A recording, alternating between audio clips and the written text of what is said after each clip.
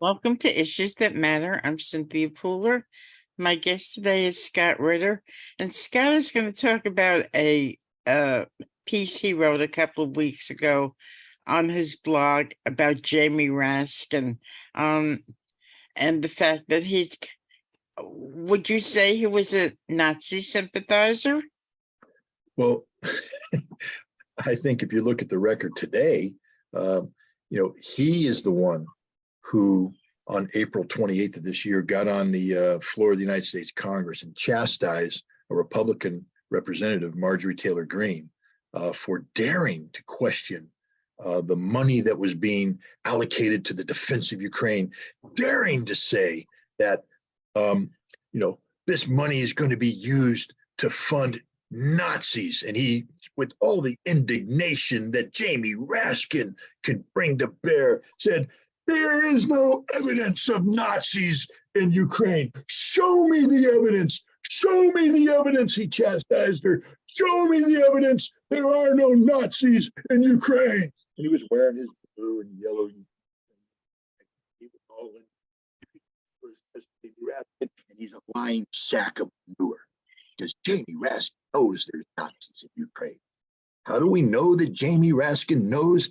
Well, because Jaime Raskin voted for amendments to the Department of Defense Appropriations Act that funded, assistance to Ukraine, an amendment that said you cannot use U.S. taxpayer money to fund training for the Azov Battalion. Why? Because they are a white supremacist group with neo-Nazi affiliations. And then Jaime Raskin in 2019, I believe, signed a letter to then Secretary of State Mike Pompeo saying, "Why haven't you put the Azov Battalion on the foreign terrorist organization list? Why haven't you, classified them this way? Because why? Azov Battalion is a white supremacist neo-Nazi group." Raskin's on record calling the Azov Battalion a white supremacist neo-Nazi group. He knows who they are, and he has said, we can't allow U.S. taxpayer money to go under and underwrite their training. He said it, and now he's the one standing on the floor of Congress saying, there are no Nazis. Let this money go. It will never be able to train Nazis because there are no Nazis in Ukraine. Jaime Raskin is a hypocrite. He's a liar. And moreover, this is a guy on the same day, April 28th, he put out a tweet about Holocaust Remembrance Day. Holocaust Remembrance Day. So Jaime Raskin's there wrapping himself in the shroud of, I will never forget. And no one should ever forget. I'm not saying this. I'm not mocking the Holocaust. I'm saying, my God, you're a guy who knows what the Holocaust was. You know what happened to the Jews in Europe.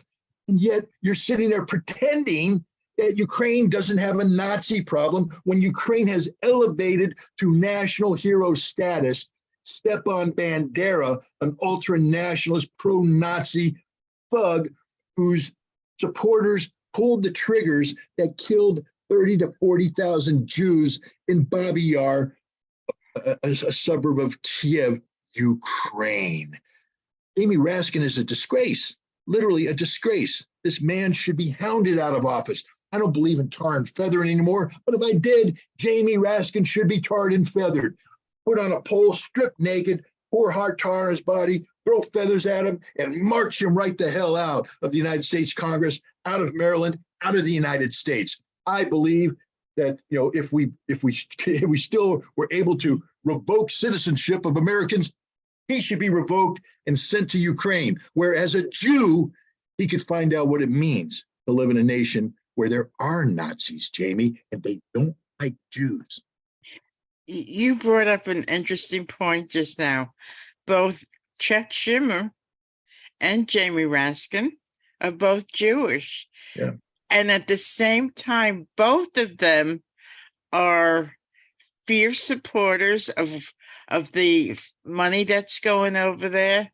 I mean, what Chuck Schumer did to you, to Diane Sayre, I mean, it was criminal. It Is was, criminal. you Is know, criminal. Not was, but is criminal.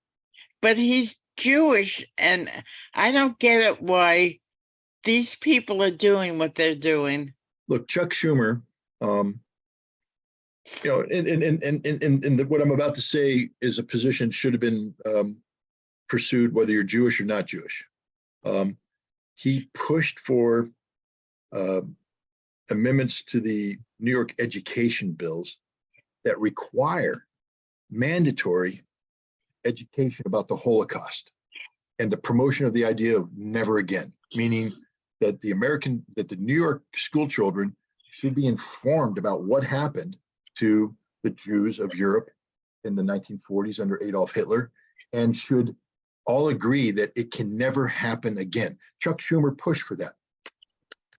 Good job, Chuck. Then why in God's name are you doing what you're doing right now in Ukraine? Because if you believe in never again, it's happening right now, Chuck. The people who pulled the triggers on the Jews of Babi Yar are in power today. Their ideology, and here's the worst part. Not only are we sending money to help them, we just invited, the American people, because, Congress is the people's house. We keep hearing that, especially when the Democrats, this is the people's house. This is the people's house. They just invited 4 Nazis into the people's house. 4 Azov battalion people in September came together with the wives of the leaders of the Azov regiment. And when I say the leaders, what I'm talking about is the people who helped form it in 2014. Every single one of them who is a murderer, a thug, a rapist. Literally, they committed these crimes against Russians. We know they did. And yet today we call them heroes because why? They're standing up to Russia. They're fighting Russians. These guys were taken prisoners by Russians in the Battle of Mariupol. They were released by the Russians and immediately paraded for the United States Congress as heroes. They held an auction on the premises of the People's House where they auctioned off Nazi memorabilia, patches of the Azov unit with Nazi symbology on it. They raised over $30,000 in the People's House, supported by Jewish Americans like Jamie Raskin, Chuck Schumer. This is what, hey, Chuck, that never again thing, Chuck? What about Ellensville, Chuck?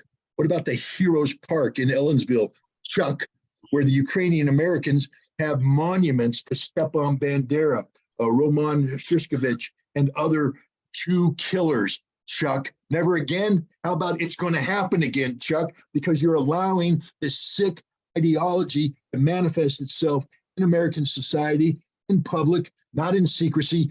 Every year, they hold gatherings where Ukrainian American children are paraded around in Nazi uniforms, holding torches, sig heiling things, and proclaiming their loyalty to an ideology that's founded on the principles that Jews are subhumans and should be killed. Never again, Chuck?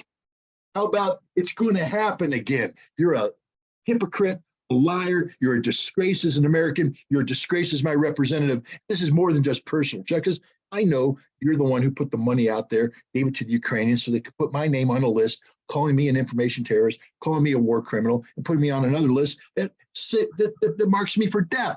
Now, we can say, hey, Chuck, no big deal, because those Ukrainians are far away. They're not, Chuck. They're right here in your state, right here in a state where you allow their ideology fester and grow. Chuck, when you put a target on my back and say, Scott Ritter's words are worthy of him being killed, because that's what you did, Chuck. Put a target on my back. You're telling these hate-filled lunatics in Ellensville and elsewhere that it's okay to kill me. And this isn't an environment where violence is rampant in this country. Gun violence, political violence. You yourself, Chuck, get up there and cry about it on the floor of the Senate. Oh my God, it's so terrible, this violence, Chuck. I don't know how it could happen. We have to do so. The way you stop the violence, Chuck, is stop legitimizing the violence. Stop allowing people to be targeted for death because they exercise their free speech rights. And you're telling neo-Nazis, whom you support apparently, Chuck, with billions of U.S. taxpayer dollars, that it's okay to kill people because you haven't spoken out against the death list. He's a horrible man. So is Jamie Raskin. These are the most pro-Nazi people in Congress, and they're both Jewish. What's in it for them that they have this mindset? Well, there's an old philosophy: when you're explaining, you're losing. Politicians hate to explain anything, saying it'd be very difficult for Chuck Schumer and Jamie Raskin, both of whom have wrapped themselves in the cloak of Russophobia. I mean, Vladimir Putin is evil incarnate. He's the worst person in the world. Jamie Raskin, was voted in the 2016 election cycle. Jamie Raskin is one of the guys that said, we have to impeach Trump even before he became president. We must impeach Trump because he's colluding with the Russians. Jamie Raskin is the guy leading the charge about Russian collusion, undermining of American democracy. Russia's bad. Russia's evil. Putin, Putin, Putin, Putin, Putin. That's the whole thing. Putin, Putin, Putin. Blame everything. High gas prices. Putin. Putin gas tax. High food prices. Putin's food shortage. High anything. Putin did this. Putin did that. Putin did this. Putin did that. And so they've wrapped themselves in this. And now suddenly somebody's going, hey, there's Nazis in Ukraine. Let's see. Now how do you explain that? After saying that Putin's so bad, Putin's so evil, how do you now say, but there's Nazis in Ukraine? Well, the way you do it is ignore it. And that's exactly what he's doing, pretending it didn't happen. And you know what? He's getting away with it because the American people have short memories. How many Americans are going to go back and find the words that Jamie Raskin voted in support of denying funds to the Azov regiment because it's a Nazi unit? How many people are going to hold the letter that he signed up and say, hey, Jamie, what about the letter you signed that says these are Nazis?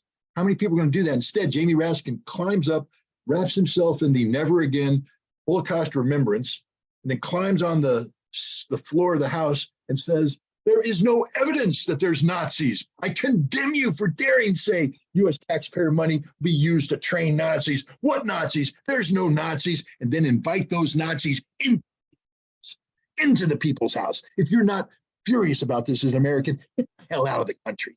We have people who died. Go to Europe. Go to Normandy. Go to Luxembourg. Go anywhere where we have these massive cemeteries with the crosses and the stars of David of American service members who gave their lives in support of the defeat of Nazi Germany. Hundreds of thousands of people gave their lives. Millions more were wounded. Millions more were psychologically destroyed by the horrors of war. An entire generation paid the heaviest price possible to defeat the Nazi ideology. And then we have people like Chuck Schumer and Jamie Raskin, either of whom served in the United States military, have no clue what it means to take an oath wearing the uniform to uphold and defend the Constitution, put life on the line for this country. They can't do it because they're cowards. They're cowards, and they're not just physical cowards. They're moral cowards and they're intellectual cowards because they are supporting something that is not true, that runs against the very grain of that which defines us as a people. We are supposed to be against Nazi ideology. We're supposed to be aligned in support of the people who are fighting against Nazi ideology. We did it in World War II, where we fought side by side with the Soviet army to defeat Nazi Germany. But today, we're supporting the Nazis in their struggle against Russia. This is insane, insane. Well, I recently spoke to a friend and I said to her, that the government in Ukraine is infested with Nazis. And she goes, what are you talking about? There's no such thing. So the average American who really doesn't concentrate on this doesn't know it, right? No, look, they don't. Randy Credico talked about this on his show. He's a radio host in New York City, a comedian, does a show. He's the guy who actually interviewed me and Roger Waters the other day. I got to be interviewed by Roger. Oh, wow. I mean, starstruck. But Randy talked about he wanted to go to Ellenville and go to the park and take pictures of these statues. But when he got there, there were guys hanging out, dressed in very ominously in hats and gray cloaks, standing there like this, protecting it. It's there, right there, America, right in front of your eyes. It's there. Go, take a look. Tell you what, why don't we all agree on a date and time where we're all going to meet at that park and march on the park. March on the park and see what they do. Americans who are against Nazi ideology, march on the Heroes Park. March there and stare the statues in the face. I'm not advocating destroying the statues.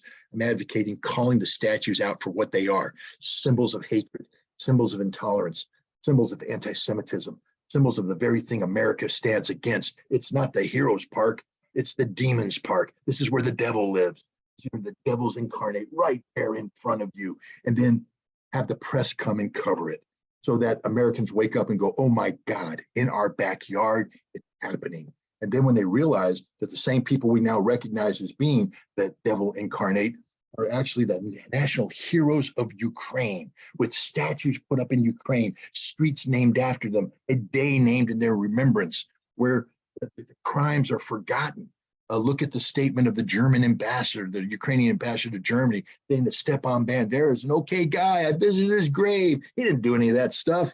Well, the Germans woke up and they know what happened. They know what the truth is, and he got recalled. There's some people who are waking up to the fact that there is a Nazi problem. And we didn't have to used to debate this. Places like the Atlantic Journal, New York Times, the Washington Post, they all were running headline stories in 2018, 2019, even 2020. There is a Nazi problem in Ukraine. Ukraine has a Nazi problem, but not anymore. Apparently, there are no Nazis in Ukraine, and that mindset has, is accepted at face value by many Americans. It's not true. There's a huge Nazi problem in Ukraine, a huge Nazi problem. And and we're empowering them with tens of billions of US taxpayer dollars. We're letting them into the people's house.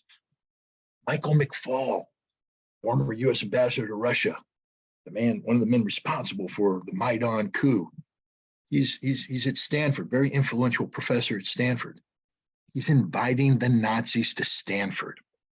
What does that say about the status of the intellectual and moral quality of American education system? We're one of the premier education centers in America is inviting Nazis in, giving them a hero's welcome, elevating their hateful ideology through mainstream status. Congratulations, America. We're doing a hell of a job promoting democracy.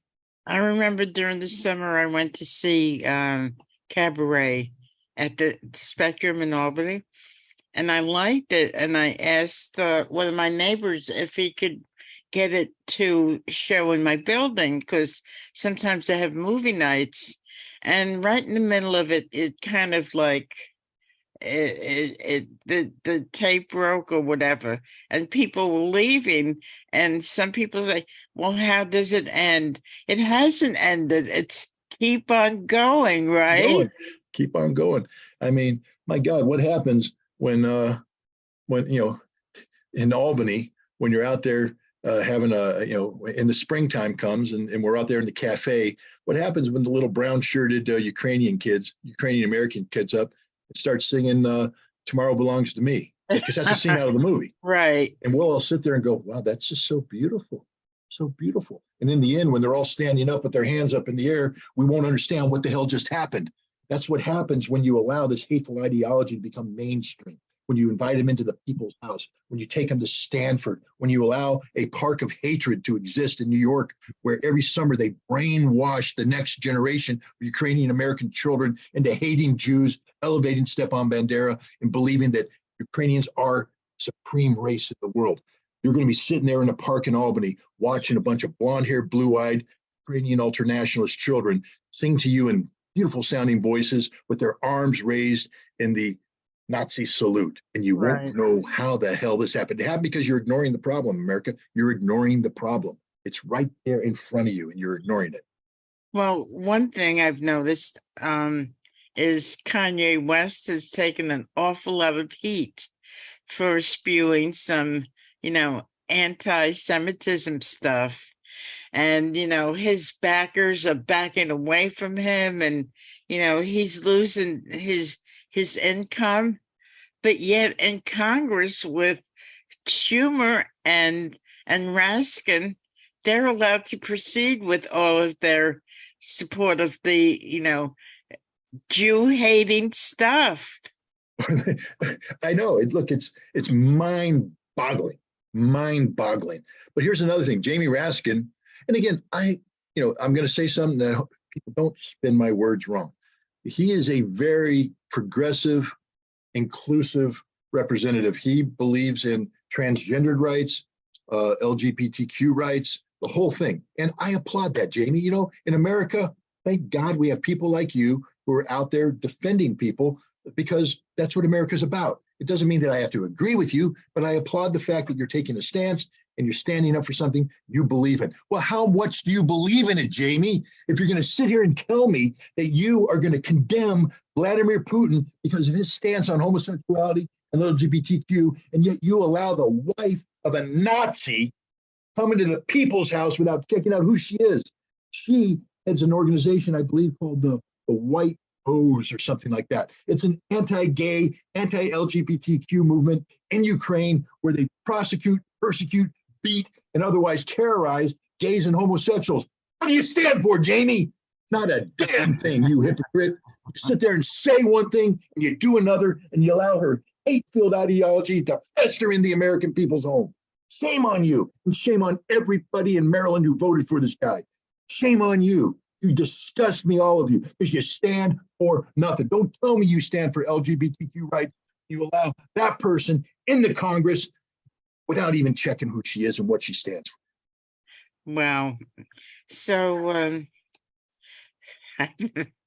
that's pretty powerful. Let's plug your blog and your book again. Wait, let me take a sip of Diet Coke and calm down. Well, you can find this and other hate-filled rants from Scott Ritter on ScottRitterExtra.com. It's related to a podcast that I do with Jeff Norman called Ask the Inspector. It's basically a one-stop shop. If anything, you'll find this video and other videos and things that I write there. The article I wrote about Jamie Raskin was published on the Substack part of that page. Nothing in there is paywall protected. Everything is open to the public. I don't believe in hiding behind a paywall. But if you are inclined to support, the Substack allows you to do so, and it would be, we would gratefully accept it. But you know, it's there. It also promotes my book, Disarmament in the Time of Perestroika. You can buy the book there, and if you do so, we get a little bonus for, I don't know what the proper term is, but we get a small little pittance by helping promote the sale of the book. And if you don't want to buy it there, then buy it from the publisher at claritypress.com. And that's about it. So give us a little overview of the book and why it's important for people to read it. Well, the book started out as a history of the Intermediate Nuclear Forces Treaty, which was signed in 1987 and implementation began in 1988. This treaty got rid of an entire class of nuclear weapons, intermediate range missiles and short range missiles, that were basically terrorizing Europe with the imminent potential of thermonuclear conflict, and in doing so, terrorize the world, because you can't contain a nuclear conflict. If it breaks out in Europe, it's going to break out everywhere. But the weapons that were there in Europe, SS-20 missiles on the side of the Soviet Union, Pershing II missiles on the side of the United States, they put everybody on a hair trigger alert. So any accident, any mistake, any misperception could lead to a thermonuclear exchange. Mm-hmm. We got rid of those weapons. And we did it at a time when the United States called the Soviet Union the evil empire, when the Russians called us enemy number one, when we had hundreds of thousands of troops facing off against each other on the East German, West German border, ready to go to war at the drop of a hat. Everybody today says, man, things are bad between Russia and the United States. I'm here to tell you right now, things today are a bed of roses compared to what they were in the 1980s. And yet, despite how bad everything was in the 1980s, we found a way to come together to work in common cause to get rid of these weapons of mass destruction, to make the world a better place to live and pave the way for improved relations. Now, we have squandered that history. Today, that treaty is gone.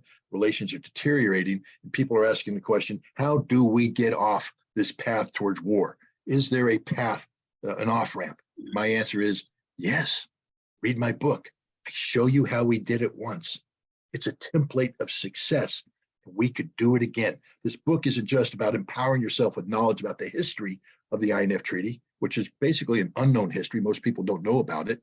It's a fascinating story, well told by the author, by the way. But it also, I think, gives you hope, because you say, wait a minute, if we could do that once, you know, that saying, George Santayana, those who fail to learn the history of the past are condemned to repeat it.